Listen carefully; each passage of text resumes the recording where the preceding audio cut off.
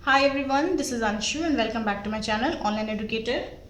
Last class में हम लोग डिस्कस कर रहे थे लिवर और इस क्लास में हम लोग डिस्कस करेंगे पैनक्रियाज। लेकिन वीडियो में आगे बढ़ने से पहले अगर आप मेरे चैनल पर नए हैं तो please do subscribe and click on the bell icon. Alright, तो अब स्टार्ट करते हैं।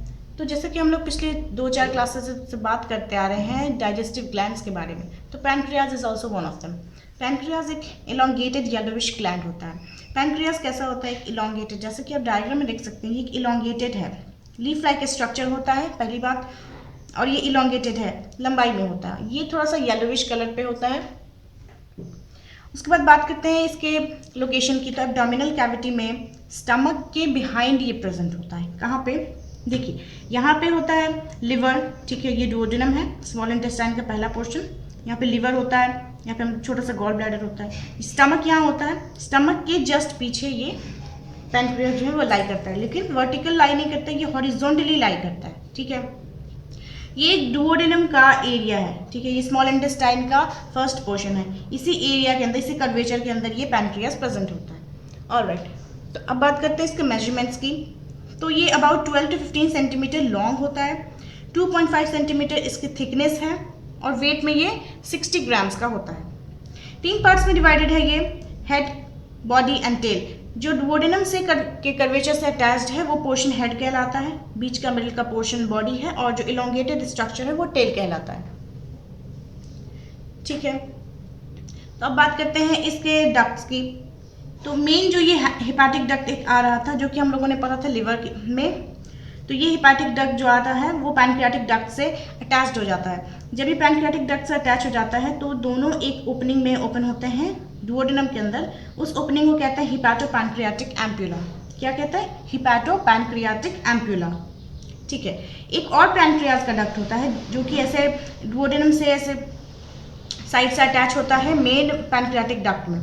इसका नाम है accessory pancreatic duct. Accessory pancreatic duct, इस डक्ट का मेन काम है कि जो भी पैनक्रियाज के जो भी जूसेस हैं वो ये कैरी करके डुओडेनम के अंदर इसको सिक्रेट कराता है, ठीक है। तो यहाँ तक बात हो गई पैनक्रियाज के डक्ट की। जो मेन पैनक्रियाज का डक्ट है, ये जो मिडिल का जो पोर्शन है, ये जो मेन डक्ट है, इसको हम लोग कहते हैं डक्ट ऑफ विर्सन। क्या कहते हैं? Duct of Wirsung. और ये एक्सेसरी पैनक्रियाटिक डक्ट को कहते हैं duct of Santorini. Duct of Santorini, ठीक है। अब ये कैसा ग्लैंड है? जैसे लिवर था बोथ एक्सोक्राइन और एंडोक्राइन, उसी तरह से पैनक्रियाज भी बोथ एक्सोक्राइन और एंडोक्राइन ग्लैंड होता है। किस तरह से होता है ये हम लोग आगे देखते जाएंगे, ठीक है। पैनक्रियाज मेनली सिक्रीट क्या करता है? पैनक्रियाज मेनली सिक्रीट करता है पैनक्रियाटिक जूस, और उसी जूस के अंदर बहुत सारे एंजाइम्स सिक्रीट होते हैं, बहुत सारे। इस पैनक्रियाटिक जूस का जो अमाउंट है सिक्रीशन का वो होता है अबाउट 500 to 800 ml, ठीक है। एक दिन में about 500 to 800 ml pancreatic juice का सिक्रीशन होता है एक नॉर्मल ह्यूमन बॉडी में। ऑलराइट, अब आप देख सकते हैं ये जो डायग्राम है पैनक्रियाज, इसमें मैंने एक छोटा छोटा ये गोल गोल बनाया है। And what are these? तो ये है islets of Langerhans. Islets of Langerhans, इसी आइलेट्स ऑफ लैंगरहैंस को मैंने यहाँ इनलार्ज करके बनाया है। आइलेट्स ऑफ लैंगरहैंस का मतलब क्या है? आइलेट्स ऑफ लैंगरहैंस होता क्या है? जो ग्रुप ऑफ सेल्स हैं, आप देख सकते हैं यहाँ 3 कलर के सेल्स हैं, एक ब्लैक, एक रेड और एक बिल्कुल वाइट। तो अलग अलग तरह के सेल्स, जैसे कि जो अलग अलग सेल होते हैं, अलग अलग फंक्शन करने वाले, अलग अलग सिक्रेशन करने वाले, उसी सेल जब क्लस्टर का फॉर्मेशन करते हैं तो उसी क्लस्टर को कहते हैं आइलेट्स ऑफ लैंगरहैंस। तो इस टाइप के क्लस्टर ये यहाँ पे बहुत सारे ऐसे पैनक्रियाज में प्रेजेंट होते हैं। इसी क्लस्टर के अंदर मेन ऐसे सेल होते हैं जो कि हार्मोन्स का सिक्रेशन करते हैं, ठीक है। अब बात करते हैं कि इस आइलेट्स ऑफ लैंगरहैंस में कितने टाइप के ऐसे सेल्स पाए जाते हैं और कहाँ कहाँ पे और क्या क्या सिक्रीट करते हैं। सबसे पहला आता है अल्फा सेल। आप देख सकते हैं डायग्राम में ये जो ब्लैक कलर का जो सेल मैंने बनाया है ये अल्फा सेल होता है। ये मेनली पेरिफेरी में सिचुएटेड होता है, और इस अल्फा सेल का जो अमाउंट है इस आइलेट्स ऑफ लैंगरहैंस में वो 25% होता है। मतलब 1/4 हिस्सा आइलेट्स ऑफ लैंगरहैंस का ये अल्फा सेल ही ले जाता है। इतने ज़्यादा क्वांटिटी में अल्फा सेल यहाँ पे मौजूद होते हैं, ठीक है। अल्फा सेल प्रोड्यूस क्या करते हैं? अल्फा सेल प्रोड्यूस करते हैं ग्लूकागोन हार्मोन को। कौन से हार्मोन को? ग्लूकागोन हार्मोन को। ये हार्मोन करता क्या है, ये हार्मोन करता है ग्लाइकोजन को ग्लूकोज में कन्वर्ट करता है लिवर के अंदर। ठीक है, क्या करता है, लिवर के अंदर ग्लाइकोजन को ग्लूकोज में कन्वर्ट करता है। इसका बस इतना सा काम है। उसके बाद बात करते हैं बीटा सेल की। ये जो रेड कलर में मार्क्ड है ये सारे बीटा सेल्स हैं। बीटा सेल्स जो है वो मेनली आपको मिडिल पोर्शन में मिलेंगे, ये ज़्यादा मिडिल पोर्शन को कवर करते हैं और ये अबाउट 60% आपका आइलेट्स ऑफ लैंगरहैंस को कवर करके रखते हैं। ठीक है, ये मेन प्रोड्यूस करते हैं इंसुलिन हार्मोन को। इंसुलिन आपने बहुत बार सुना होगा नाम कि डायबिटीज़ हो गया है, इंसुलिन चल रहा है, इंसुलिन की इंजेक्शन पड़ रही है, एक हार्मोन होता है इंसुलिन नाम का, तो जो ये बीटा सेल सिक्रीट करता है। अब बात करते हैं कि इस इंसुलिन हार्मोन के डेफिशिएंसी से कौन सी बीमारी होती है। तो सबको पता है कि इंसुलिन के डेफिशिएंसी से डायबिटीज़ की बीमारी होती है, लेकिन डायबिटीज़ दो टाइप्स की होती हैं, एक डायबिटीज़ मेलिटस और एक डायबिटीज़ इंसिपिडस। तो जो इंसुलिन हार्मोन के जो डेफिशिएंसी से होता है डायबिटीज़, वो होता है डायबिटीज़ मेलिटस। ठीक है, अब ये इंसुलिन हार्मोन मेनली करता क्या है, ये इंसुलिन हार्मोन जो है वो ग्लूकोज को ग्लाइकोजन में कन्वर्ट करता है लिवर और मसल्स के अंदर। ठीक है, लिवर और मसल्स के अंदर ये ग्लूकोज को ग्लाइकोजन में कन्वर्ट करता है। ऑलराइट, तो अब बात करते हैं तीसरे टाइप के सेल की, जो कि है डेल्टा सेल, जिसको कि डी सेल्स कहते हैं। ये ऐसा सेल है, ये सब सेल का बॉस है। ठीक है, ऐसा समझ लो, ये सब सेल का बॉस है। ये सिक्रीट करता है सोमैटोस्टैटिन हार्मोन। सोमैटोस्टैटिन हार्मोन ये सिक्रीट करता है। जो भी आप व्हाइट कलर के सेल्स देख रहे हैं, जिसको कि मैंने कलर नहीं किया है, वो सब डेल्टा सेल्स हैं। ये भी अराउंड पेरीफेरी में ही पाए जाते हैं, लेकिन बस 10% के अराउंड ये होते हैं। ठीक है, और ये बॉस है क्योंकि ये जो सिक्रीट करता है सोमैटोस्टैटिन हार्मोन, ये देखता है कि आप अपने बीटा सेल और अल्फा सेल का सिक्रीशन ठीक से करवाया कि नहीं।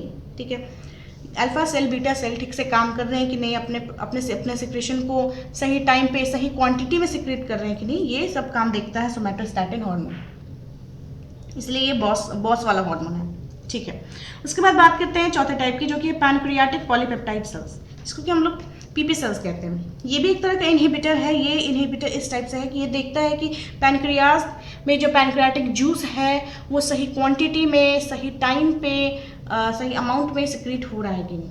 ये सब इनहिबिटर्स का काम है, और ये पीपी सेल्स जो है वो भी एक टाइप का इनहिबिटर है। ठीक है, तो ये सब बात हो गई पैनक्रियाज के आइलेट्स ऑफ लैंगरहैंस की, जो कि बहुत इंपॉर्टेंस रखता है ये आइलेट्स ऑफ लैंगरहैंस पैनक्रियाज के अंदर, क्योंकि जो जितने सारे भी सिक्रेशंस हो रहे हैं वो इसी के अंदर के प्रेजेंट सेल्स से ही हो रहे हैं। अब एक और बात कि हमने देखा था कि हमने बताया था कि पैनक्रियाटिक जूस जो है वो एक्सेसरी पैनक्रियाटिक डक्ट से होते हुए डुओडेनम में इंटर करता है। ठीक है, अब देखिए ये डक्ट से होके जा रहा है, तो डक्ट से होके जाने वाले सिक्रेशन को क्या कहते हैं, वैसे ग्लैंड को क्या कहते हैं, एक्सोक्राइन ग्लैंड, राइट। तो ये एक्सोक्राइन ग्लैंड के जैसे काम कर रहा है। अब दूसरी बात, ये जो भी सेल्स हैं, 3 टाइप के सेल, 4 टाइप के सेल, ये जो भी हार्मोन्स सिक्रीट कर रहे हैं, ये हार्मोन्स कहाँ सिक्रीट हो रहे हैं, ये सीधा ब्लड के स्ट्रीम में सिक्रीट होते हैं। तो इसीलिए ये पैनक्रियास जो है वो एंडोक्राइन ग्लैंड के जैसे भी काम कर रहा है। ठीक है, इतना समझ में आ गया। अब बात करते हैं कि ये पैनक्रियाटिक जूस में कौन कौन से कॉन्स्टिट्यूएंट्स होते हैं, कौन कौन तरह के किस तरह के एंजाइम्स पाए जाते हैं। पहला है सोडियम बाइकार्बोनेट, दूसरा है 3 तरह के प्रो एंजाइम्स। कौन कौन से प्रो एंजाइम्स हैं, तो ट्राइप्सिनोजन, काइमोट्राइप्सिनोजन, प्रो कार्बोक्सी पेप्टाइडेज। कौन कौन से हैं, ठीक से सुनिए। 3 टाइप के प्रो एंजाइम्स होते हैं, पहला ट्राइप्सिनोजन, दूसरा काइमोट्राइप्सिनोजन और तीसरा प्रो कार्बोक्सी पेप्टाइडेज। ठीक है, और उसके बाद कुछ एक तरह के एंजाइम्स भी हैं, जैसे कि पैनक्रियाटिक एमाइलेज, पैनक्रियाटिक लाइपेज और न्यूक्लिएजेस। न्यूक्लिएजेस में आपका मेनली आ जाएगा डीएनएज और आरएनएज। ठीक है, अब देखते हैं कि ये जो एंजाइम्स हैं इतने सारे जो सिक्रीट हो रहे हैं पैनक्रियाटिक जूस में, इनका काम क्या है मेनली। तो पैनक्रियाटिक जूस जो है वो हेल्प करते हैं डाइजेशन में। किस तरह से, स्टार्च के डाइजेशन में, प्रोटीन्स को डाइजेस्ट करने में, फैट्स और न्यूक्लिक एसिड को डाइजेस्ट करने में। तो ये हो गया पैनक्रियाटिक जूस के बारे में। अब लास्ट हम लोग पढ़ेंगे पैनक्रियाज के फंक्शंस। तो पैनक्रियाज का मेनली 2 ही फंक्शन है जो कि बहुत इंपॉर्टेंट है। सबसे पहला है secretion of pancreatic juice for digestion. जो ये पैनक्रियाटिक जूस जो सिक्रीट किया जा रहा है, जिसके अंदर की ये 5 तत्व पाए जा रहे हैं, वो सारे डाइजेशन में हेल्प कर रहे हैं। जैसे कि बताया कि स्टार्च, प्रोटीन्स, फैट और न्यूक्लिक एसिड ये सारे जूस में प्रेजेंट हैं और ये सब डाइजेशन में हेल्प करते हैं। ठीक है। उसके बाद बात करते हैं प्रोडक्शन ऑफ हार्मोन्स। हार्मोन्स भी ये प्रोड्यूस करता है, जैसे कि हमने बात की glucagon hormone, insulin hormone, somatostatin hormone, ये सारे हार्मोन्स का प्रोडक्शन हो रहा है। और ये हार्मोन्स हेल्प करते हैं अलग अलग टाइप के अलग अलग टाइप के डाइजेशन में, अलग अलग टाइप के कन्वर्जन में, ग्लाइकोजन से ग्लूकोज, ग्लूकोज से फिर ग्लाइकोजन, इस टाइप के ये कन्वर्जन में हेल्प करते हैं। ऑलराइट फ्रेंड्स, तो आज के लिए बस इतना ही। अब नेक्स्ट क्लास में हम लोग पढ़ेंगे एक और लास्ट ग्लैंड बचा है जो कि है इंटेस्टाइनल ग्लैंड, उसके बारे में हम लोग पढ़ेंगे। उसके बाद हम लोग डील करेंगे न्यूट्रिशन का, कैसे अब्जॉर्प्शन होता है न्यूट्रिएंट्स का एलिमेंट्री कैनाल के अंदर, कौन कौन से रीजन पे कितना कितना % अब्जॉर्प्शन होता है, ये सब हम लोग आगे वाले क्लास में पढ़ेंगे। तो तब तक के लिए मेरे चैनल को प्लीज़ प्लीज़ प्लीज़ सब्सक्राइब कर लीजिए, और वीडियो अगर अच्छा लगे तो लाइक कीजिए, शेयर कीजिए, कमेंट कीजिए। तब तक के लिए बने रहिए चैनल पे। Thank you everyone, thank you all.